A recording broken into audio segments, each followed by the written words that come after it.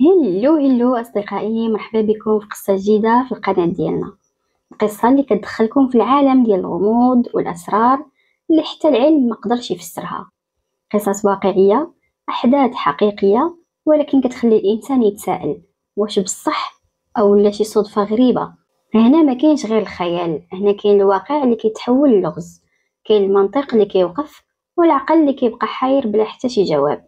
إلا كنتي من الناس اللي كيعشقوا الغموض فمرحبا بك في العالم ديالنا، عالم الأسرار، عالم المجهول والتاريخ اللي ما بغاش يتفسر. خليك واجد، جيب لي شي كويس ديال الاتاي ولا ديال القهوة باش توجد راسك معنا وتركز معايا مزيان في هاد القصة اللي غادي تسمع اليوم، حيت واحد القصة اللي ما تتعاودش، ما عمرها تكررات، اللي هي قصة الرجل اللي دخل مثلث برمودا وخرج منه حي.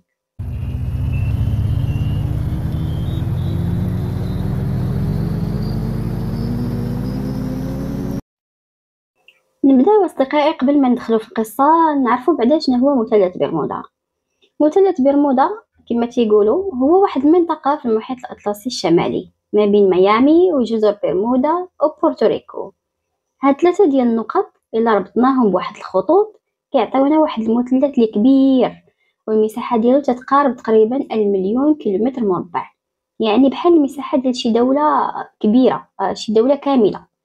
من بعيد كيبان البحر فيها عادي، زرق عميق وساكت وهادئ وزوين، لكن من الداخل ديالو كاينه شي حوايج غريبه كتوقع. كاينين سفن اللي اختفاو بلا اثار، كاينين طيارات اللي مشاو ما عاودوش رجعوا، وكاينين رادارات اللي وقفوا، البوصلات اللي كتفقد الاتجاه.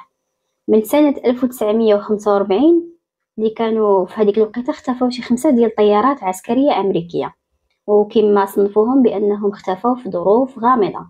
من هذيك الساعة ولات المنطقة تقريبا مشهورة باسم مثلث الشيطان. من داك النهار العلماء ما حبسوش، بقاو تيقلبوا على تفسير، تيحاولوا من هنا تيحاولوا من لهيه، ولكن كل مرة كيتزاد فيها هاد اللغز وكيولي أعمق من عميق. كاين اللي تيقول بأن فيها مجال مغناطيسي ماشي طبيعي، وكاين اللي كيشوف أن فيها بوابة زمنية كتبدل الزمان والمكان، وكاين اللي كيقول راه غير ظواهر بحرية نادرة. ولكن القصة اللي غادي نحكيها لكم اليوم ربما تكون بالدليل، أو نقدروا نقولوا أنها الدليل الوحيد أن مثلث برمودا فعلا فيه شي حاجة خارجة على المنطق الإنساني.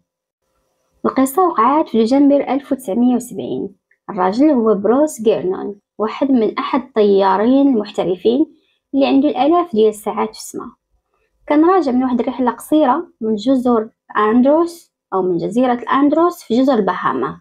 كان هو وباه وصاحبه في واحد الطيارة صغيرة اللي سميتها بيش كرافت بوزانزا الآن 36. سمحوا لي أنا معرفتش نطقها. كانت رحلة عادية بزاف، الطقس كان زوين، الرؤية كانت واضحة، والطيارة مجهزة بأجهزة ملاحة حديثة في ديك الساعة. خط الرحلة كان بسيط، يعني كان غادي يقلع من أندروس يطلع فوق البحر وغيمشي مباشرة نحو ميامي، اللي المفروض الرحلة تاخد تقريبا واحد الساعة ونص بحال هكاك. ولكن بعد 20 دقيقة من الإقلاع غتبان قدامهم واحد السحابة غريبة في الشكل ديالها. كانت سحابة ضخمة مدورة بحال النفق، من بعيد كيبان سحاب بيض، ولكن كل ما تيقربوا منها ولات كتبقى تبان لهم كدور بواحد البطء، بحال شي دوامة كتمتص أي حاجة كتدوز من حداها كتبلعها. بروس حاول يدور باش يتفاداها، ولكن المفاجأة كل ما كيبعد السحابة كتزيد تكبر، بحال تابعاهم في السما. واحد اللحظة تيشوف هداك السحاب محاصرهم، وداك الضباب داير بهم من كل جهة. ما بقات عندهم حتى شي طريق واحدة أخرى من غير أنه يدخل في هذيك السحابة باش يشوف شنو غادي يوقع. فقرر أنه يدخل منها فعلا. كما قال بروس في الكتاب ديالو، أنا ما كانش عندي خيار، حسيت أن السحابة هي اللي كتجرني لعندها، بحال كتشد طيارة بيد خفية وكتدخلها في واحد النفق. تيقول من أول لحظة دخلوا الضوء بدا كيختفي، كلشي ولا غامق وكيشوف غير واحد الوميض بحال البرق، لكن ما كان لا صوت لا ريح لا حتى شي حاجة. كان الجو ساكت بطريقة كتخلع. البوصلة بدات كدور بلا توقف، الرادار اختفى، أجهزة الملاحة كلها خسرات. قال بروس أنه شاف الجدران ديال هذيك السحابة كيدوروا بحال شي دوامة، والطيارة كتجري في الوسط ديال واحد الطريق اللي مضيء بحال شي نفق كهربائي. كلشي كان غريب، حتى الوقت ما بقاش كيف ما كان.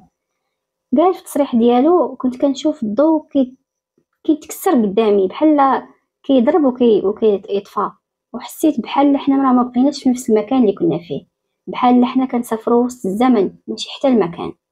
الطيارة بقات في الوسط ديال النفق تقريبا حوالي من 3 دقائق حتى ل5 ديال الدقائق على حسب القول ديالو، لكن هو حس انها دامت تقريبا نصف ساعة او لا اكثر. الساعة في يديه بدات كتحرك بطريقة ماشي مفهومة، المحرك ديالها كان خدام، ولكن الصوت ولا بعيد وغريب بحال شي صوت كيجي من شي عالم اخر. كيقول الركاب 3 كانوا في واحد الحالة ديال الخوف، ما قدروش يهضروا، غير كيسمعوا صوت ديال النفس والبرق اللي كان ساكت. فجأة غيشوف بروس واحد النور بيض قوي قدامه، بحال قال ليه راسو بانه هو غيكون المخرج، فغادي يسرع باش انه غيخرج من هذاك النفق. منين خرج قال بانه كلشي تبدل، السما كتبان صافيه، ما بقى فيها لا شمس لا سحاب لا حتى شي حاجه، غير واحد الدور ماضي غريب اللي كيغطي الافق كامل. اتصل بمراقبة الطيران. هنا الطيارة انس 75، واش كتشوفوني على الرادار؟ وهما يجاوبوه: لا، ما كاين حتى شي طيارة في هذا الاتجاه. من بعد الدقائق فجأة غادي يبان ليهم فوق ميامي، الرحلة اللي المفروض تاخد ساعة ونص تخيلوا انها دازت في 35 دقيقة فقط. ملي هبطوا تفاجئوا بان الوقود كان ناقص بزاف على الحساب، البوصلة بقات مقلوبة الاتجاه، والرادار ديال الطيارة كان مسجل خطوط دوران غير طبيعية. مراقبة الطيران سجلت فعلا على أن الطيارة كانت مختفية لمدة 10 دقائق تقريبا، ما كانتش باينة لهم في الرادار نهائيا، ومن بعد غادي يشوفوها مباشرة فوق ميامي. الخبر خرج للصحافة في ديك الأيام، ولكن الناس بطبيعة الحال ما تيقوش، قالوا هذا غير مجرد خلل أو لا شي صدفة، إلا أن بروس بقى مصر وقال لهم بأنه ماشي خلل، أنا دخلت وسط نفق زمني وأنا خرجت منه. من بعد سنين ومن بعد بزاف ديال السنين ومن بعد الحادث بشي تقريبا 20 عام، بروس غادي يقرر أنه يكتب كتاب وسماه The Fog The Bermuda Triangle Mystery Solved. في الكتاب شرح بالتفصيل كيفاش كيعتقد أن مثلث برمودا كاين ضباب إلكتروني عبارة عن سحابة فيها واحد الطاقة كهرومغناطيسية اللي كتخربق الزمان. قال ماشي ضروري تكون بوابة زمنية خارقة، ممكن تكون غير شي ظاهرة فيزيائية ومازال ما اكتشفناهاش، كتطيح الطيارات وكتبدل الزمن في الداخل ديالها. حتى وكالة ناسا اهتمت بالتجربة ديالو، واخا ما صدقوهش كلهم وما صدقوش كاع الأحداث، ولكن بعض العلماء قالوا بلي ممكن فعلا يكون مجال مغناطيسي قوي اللي كيأثر على الإلكترونيات وعلى الزمن المحلي. دابا غادي ندوزو للتفسيرات العلمية. بعض العلماء قالوا على أن المنطقة فيها غاز الميثان كيتحرر من قاع البحر وكيأثر على كثافة الهواء والبحر وكيخلي الطيارات تغرق. علماء آخرين قالوا بأن الأعاصير الصغيرة والدوامات الكهربائية كتعطل الأجهزة وكتخلي الطيارة تيه في المجال المغناطيسي للأرض، أي أنها كتلف ليهم في المجال المغناطيسي. ولكن اللي كيجيهم صعيب أنه يتفسر هو العامل ديال الزمن، كيفاش الرحلة نقصات للنص وكيفاش الطيارة مشات فوق البحر بسرعة مستحيلة وبلا وقود كافي، يعني حتى الوقود ديالها كان قليل. اليوم من بعد من أكثر من 50 سنة بروس جيرنون باقي عايش، مازال كيعاود لينا قصة بنفس التفاصيل، كل مرة كيسولوه كيقول نفس الجملة: ما كنتش كنحلم وما كانتش صدفة، أنا فعلا دخلت وسط الضباب وخرجت في بلاصة واحدة أخرى. العلم ما قدرش يفسر كل شيء، ولكن بحال هاد القصص كتخلينا نفهمو بأن الكون مازال فيه بزاف ديال الأسرار. ربما مثلث برمودا ماشي لعنة، يمكن يكون شي باب صغير بين العوالم اللي كتفتح في ظروف نادرة تقريبا وكتسد قبل ما يقدر الإنسان يفهم شنو وقع، يعني كيتحل ويتسد في رمشة عين. ولكن واش فعلا الإنسان مستعد يعرف الحقيقة، ولا الأفضل أنها تبقى غامضة بحال البحر اللي ابتلع من مئات والمئات وخلى غير واحد يخرج باش يحكي لنا شنو شاف في الجانب الآخر. هنا غادي نوصلوا لنهاية القصة. النهاية ديال القصة ولكن اللغز ديالها باقي مستمر. نشوفكم في قصة جديدة. سلامة.